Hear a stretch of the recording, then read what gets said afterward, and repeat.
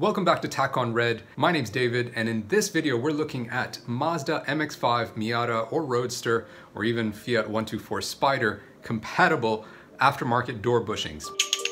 Now these things can be found on the internet from anywhere between $20 right up to $100. Now these ones that I picked up are being advertised as the best or the most effective aftermarket door bushings by the first company that actually made these, and that is Ken Auto in Japan. Now these things cost $70, and the question is that really worth it when you can get something that's almost identical for just $20 on eBay?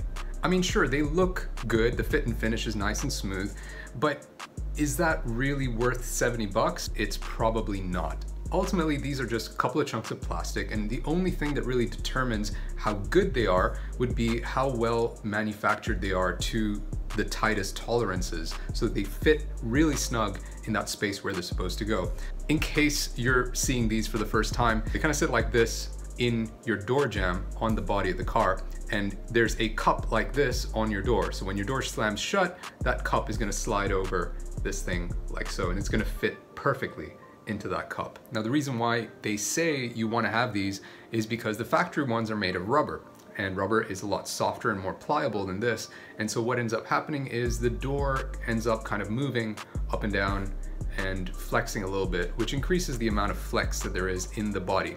And that can be somewhat important because it's a topless car, and the topless car doesn't have a roof to add rigidity, right? So you want to have as much rigidity as possible going through the sides of the car. The door ends up being a structural component of the car.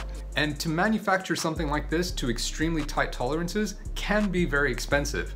The question is, are these manufactured to such high tolerances, and do they need to be? The instructions that came with these even say that if they don't fit right, or if they're too big, that they need to be sanded down. If they need to be sanded down, then that means they're either not being made to the right tolerances, or there's gonna be variations in the size of the cups on the cars, on the various different cars out on the road, in which case it doesn't really matter whether you're making them to the right tolerance or not. I mean, if all it takes is just a little bit of sanding, I'm much happier spending just 20 bucks to get those eBay ones and maybe spend about 5 extra minutes sanding it down, which I may have to do anyway with these $70 ones. Now, when you're shopping around for these, you're also gonna find a lot of marketing fluff about the material they're made from and how you shouldn't get ones that are 3D printed, or that you shouldn't be getting the normal Delrin ones because the 3D printed ones are more stiff or whatever.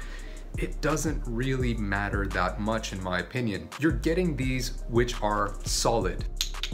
And whether they're made of Delrin or some 3D printed nylon or some other material similar to that, they're gonna be harder and stiffer than the factory rubber ones. The difference in stiffness between these various options on the market isn't gonna be that much different. Instead, regardless of which one you get, even if you get the cheapest one on the market, they're still gonna be way stiffer than the factory OEM ones. So you're gonna get a huge difference no matter what. Will you experience $60 worth of a difference getting one of these instead of those eBay ones? I really don't think so. So when you buy a set of these, what's in the box? Well, you get 2 of these and you get 4 of these bolts, which are hex bolts.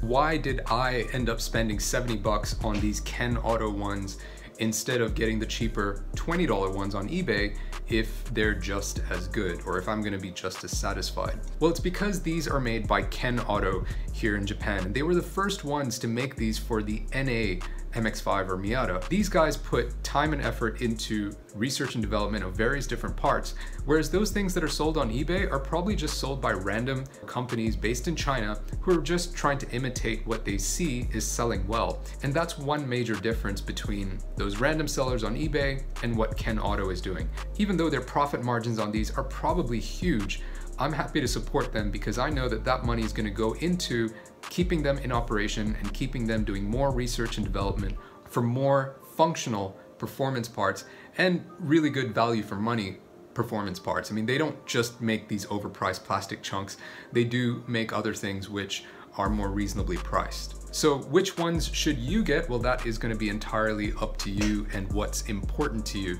I've linked a few different options in the description below, including really cheap ones on eBay and also these ones by Ken Auto. And I would recommend, instead of getting it through a reseller, if you are gonna buy these from Ken Auto, get it directly from them. They do ship internationally. So I've linked them in the description below as well. I would love to know which ones you would go for. Would you go for these Ken Auto ones? If you would, hit the like button. If you would go for one of the cheaper options, then hit the dislike button. And if it's your first time here, make sure you hit subscribe and turn on notifications so that you don't miss out on any of my future videos. Talk to you soon. Take care.